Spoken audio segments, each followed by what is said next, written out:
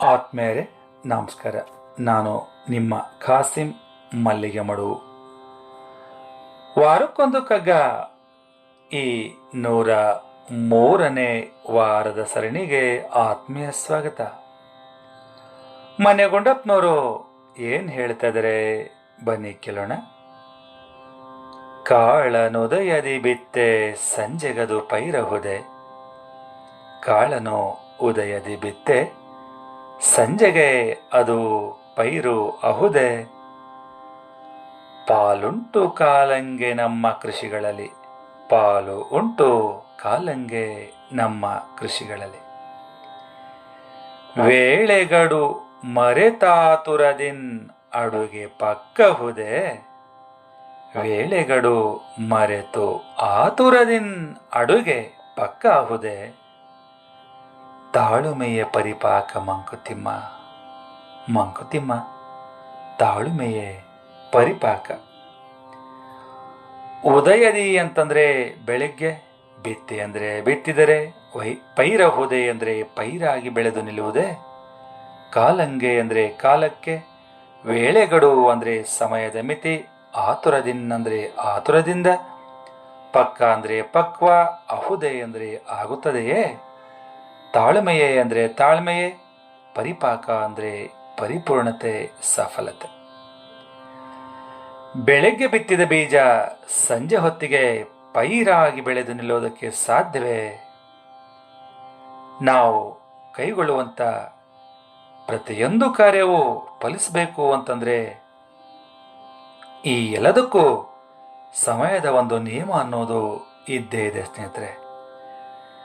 ಅಡಿಗೆ ಮಾಡುವಾಗ ಅಕ್ಕಿ, ಬೇಳೆ, ತರಕಾರಿ, ಹುಳಿ, ಉಪ್ಪು, ಖಾರ ಇತ್ಯಾದಿ ಪದಾರ್ಥಗಳು ಹದವಾಗಿ ಮಿಶ್ರಣಗೊಂಡು ರುಚಿಕಟ್ಟಾದ ಊಟ ಸಿದ್ಧವಾಗಬೇಕು ಅಂತಂತಂದ್ರೆ ಒಂದಷ್ಟು ಕಾಲ ಬೇಯಿಸ್ಬೇಕಾಗ್ತದೆ. ಬೇಯೋವರೆಗೂ ತಾಳ್ಮೆಯಿಂದ ಕಾಯಬೇಕಾಗ್ತದೆ.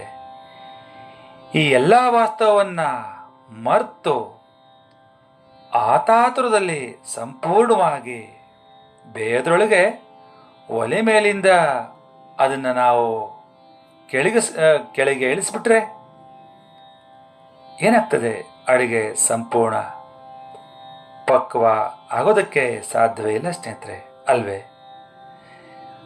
ಇದೇ ರೀತಿಯಲ್ಲಿ ನಮ್ಮ ಜೀವನದಲ್ಲಿ ತಾಳ್ಮೆ ಅನ್ನೋದು ಎಷ್ಟು ಮುಖ್ಯ ಆಗ್ತದೆ ಅನ್ನೋದಕ್ಕೆ DVG ಅವರ ಈ ಅದ್ಭುತ ಸಾಲುಗಳು ನಮಗೆ ಮಾದರಿಯಾಗಿ ನಿಲ್ತವೆ ಸ್ನೇಹಿತರೆ.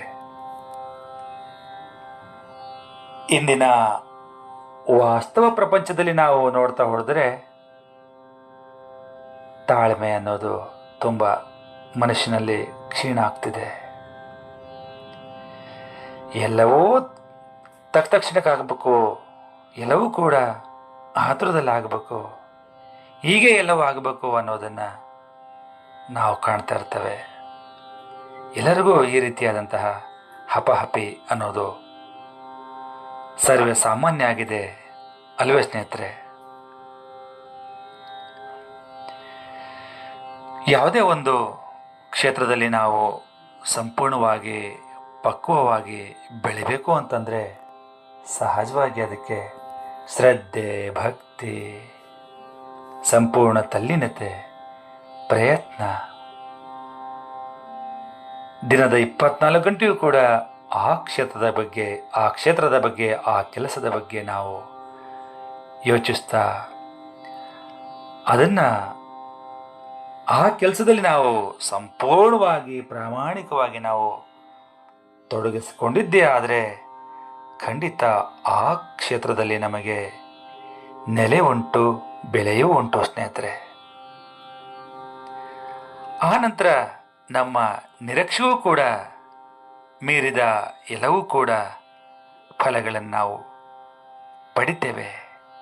ಆದರೆ ಯಾವ ನಿರೀಕ್ಷೆ ಇಲ್ಲದೆ ನಮ್ಮ ಆತ್ಮತೃಪ್ತಿಗಾಗಿ ನಾವು ಸಾಧನೆ ಮಾಡುವಂಥದ್ದು ಇಲ್ಲಿ ಬಹಳ ಮುಖ್ಯ ಆಗ್ತದೆ ಸ್ನೇಹಿತರೆ. ಹಾಗಾಗಿ ತಾಳ್ಮೆ ಅನ್ನೋದು ಎಲ್ಲದಕ್ಕೂ ಬಹಳ ಮುಖ್ಯ ಆಗ್ತದೆ. ಸಾಮಾನ್ಯವಾಗಿ ತಾಳಿದವನು ಬಾಳಿಯಾನು ಅಂತ ಹೇಳುವಂತೆ ಸಬರ್ ಕಾ ಫಲ್ ಮೀಠಾ ಹೋತಾ ಹೈ ಅಂತ ಹೇಳುವಂತೆ ತಾಳ್ಮೆ ಅನ್ನೋದು ಮನುಷ್ಯನಲ್ಲಿ ಇದ್ದರೆ ಅವನು ಖಂಡಿತವಾಗಲೂ ಅವನ ಜೀವನದಲ್ಲಿ ಜಯಿಸ್ತಾನೆ, ಉನ್ನತ ಮಟ್ಟಕ್ಕೆ ತಲುಪ್ತಾನೆ, ಹಾಗೆಯೇ ಜೀವನದಲ್ಲಿ ಭಾಳ ಚೆನ್ನಾಗಿರ್ತಾನೆ. ಈ ತಾಳ್ಮೆ ಎನ್ನುವಂತಹ ಆಯುಧ ನಮ್ಮಲ್ಲಿ ಇಲ್ಲ ಅನ್ನೋದಾದರೆ ನಮ್ಮ ಜೀವನ ಸಾಕಷ್ಟು ಕಷ್ಟ ನಷ್ಟಗಳಿಗೆ ಒಡ್ಡಿಕೊಳ್ತದೆ. ಅದು ತಮಗೆ ಗೊತ್ತೇ ಇದೆ. ವಾಸ್ತವ ಪ್ರಪಂಚದಲ್ಲಿ ತಾಳ್ಮೆ ಗೆಟ್ಟು ಏನೆಲ್ಲ ಅನಾಹುತಗಳು ಆಗ್ತದವೆ, ಏನೆಲ್ಲ ಕಷ್ಟ ನಷ್ಟಗಳು ಸಂಭವಿಸ್ತಾ ಇದ್ದಾವೆ ಅನ್ನೋದು ನಮಗೆಲ್ಲ ಗೊತ್ತೇ ಇದೆ.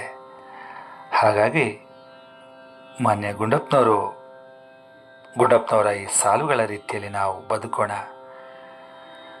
ತಾಳ್ಮೆ ಎನ್ನುವಂತಹ ಆಯುಧ ಸದಾ ನಮ್ಮ ಜೊತೆಯಲ್ಲಿ ಇರಲಿ ಅಂತ ಹೇಳ್ತಾ ಈಗ ಕೇಳೋಣ ನನ್ನ ರಾಗ ಸಂಯೋಜನೆಯಲ್ಲಿ ಈ ಕಗ್ಗವನ್ನು.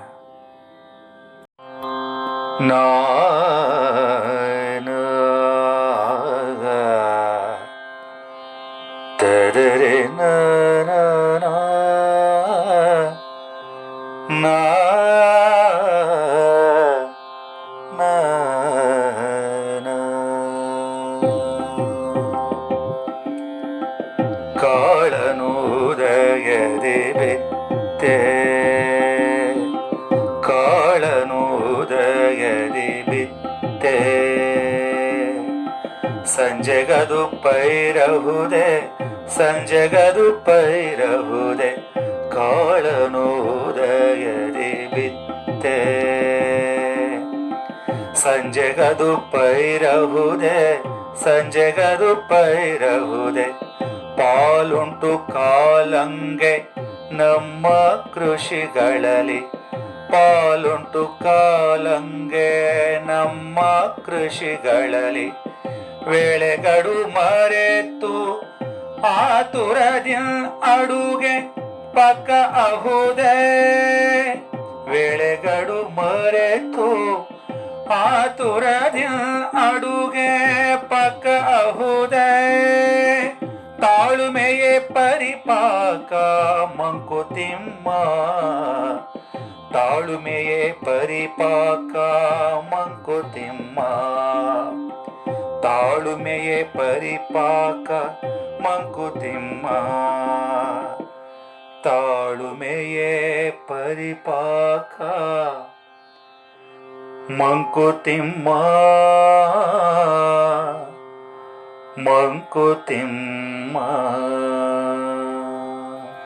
ಧನ್ಯವಾದಗಳು. ನಮಸ್ಕಾರ.